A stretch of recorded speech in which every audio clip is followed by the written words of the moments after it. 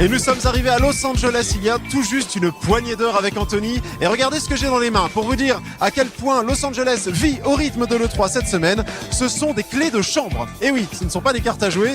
Les clés de chambre Evil Within 2, évidemment, c'est pour vous dire à quel point Los Angeles s'empare de l'événement.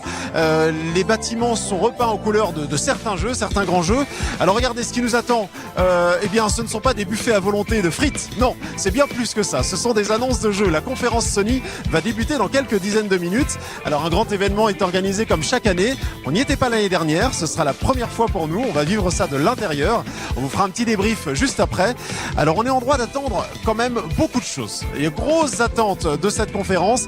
Déjà des confirmations, un petit peu plus de gameplay, un peu plus d'infos sur les jeux qui ont été dévoilés l'année dernière. Je pense à God of War 4, je pense éventuellement à Détroit aussi, qui était sur la scène l'année dernière, au Shrine Auditorium que vous voyez derrière. Mais on attend peut-être aussi des révélations, des nouveaux jeux. Last of Us 2, peut-être est en chantier, peut-être du Red Dead Redemption 2, et puis pourquoi pas la révélation, le world premiere de Resident Evil 2, le remaster. On sait qu'il est en chantier. Enfin, on attend aussi la réponse de Sony face à Microsoft. Microsoft qui hier a révélé sa Xbox One X, la plus puissante du marché quand elle sortira le 7 novembre 2017, dépassant la PS4 Pro. Alors est-ce que Sony va réagir? Peut-être par une baisse de prix de façon assez fine, peut-être de façon plus agressive en révélant la PS5, bon ça on y croit moins. En tout cas, il va certainement y avoir une réaction de la part de Sony. Donc voilà, on est très impatient de découvrir cet événement qui va débuter dans quelques minutes. On le découvre ensemble et on se retrouve juste après.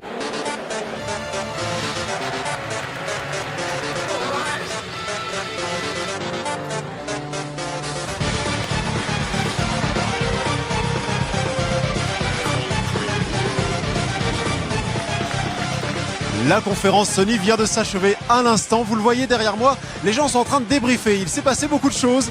On n'en attendait pas moins de Sony qui nous a balancé des jeux et encore des jeux, qui n'a pas eu le besoin, qui n'a pas ressenti le besoin de parler console, de parler baisse de prix. Il y a déjà un différentiel de 100 € entre la PS4 Pro et la Xbox One X, et a priori ça suffit.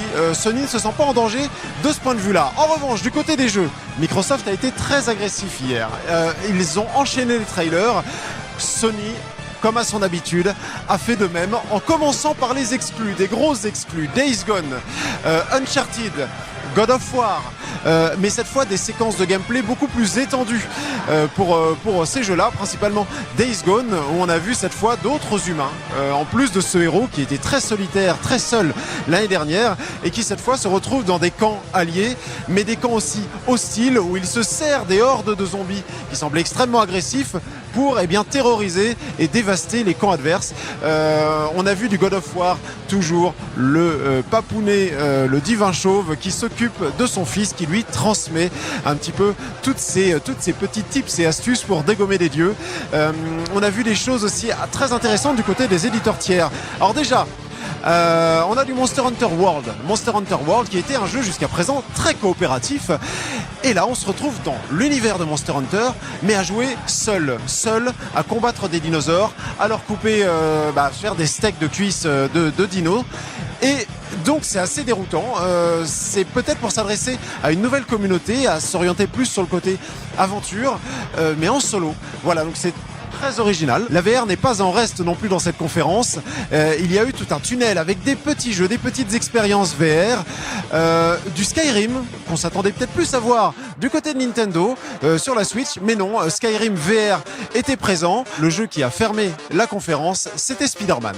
Spider-Man qui est un jeu d'Insomniac, les papas de Ratchet & Clank, et qui nous ont dévoilé une très longue séquence de gameplay. On avait vu que du teaser l'année dernière. Et cette fois, on a vu du combat. Spider-Man qui s'en prend aux méchants avec du QTE, avec des phases d'infiltration, avec presque des combats à la God of War justement, où on malmène les ennemis, on les envoie en l'air, on les rattrape avec de la toile, on les explose sur le sol.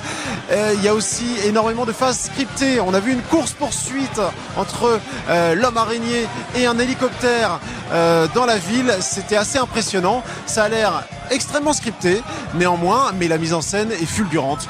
En parlant de mise en scène, Sony restera, je crois, à jamais les maîtres incontestés de la mise en scène. En dehors des trailers que vous avez pu voir, on a vécu quelque chose d'assez fou. Je prends l'exemple de Days Gone. Pour Days Gone, des cadavres pendus, suspendus, des humains étaient sur scène, pendus par les pieds, très vivants, hein, ces humains, ils se portent très bien, on s'est renseigné juste après la conférence. Lorsque le héros les rencontrait sur scène, ces cadavres, ils s'activaient, ces humains pendus s'activaient sur scène. Dans Horizon, on a entreaperçu aussi un DLC d'Horizon, une extension, de la neige nous est tombée dessus, pour rendre cette séquence toujours plus immersive pour les journalistes et les gens présents dans cette salle.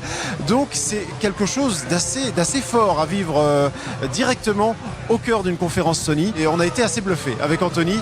Donc voilà, on s'est régalé, et demain on va pouvoir enfin tester, peut-être manette en main, ces jeux-là, et puis poser des questions aussi aux développeurs. On en saura plus dès demain pour cette première journée de l'E3.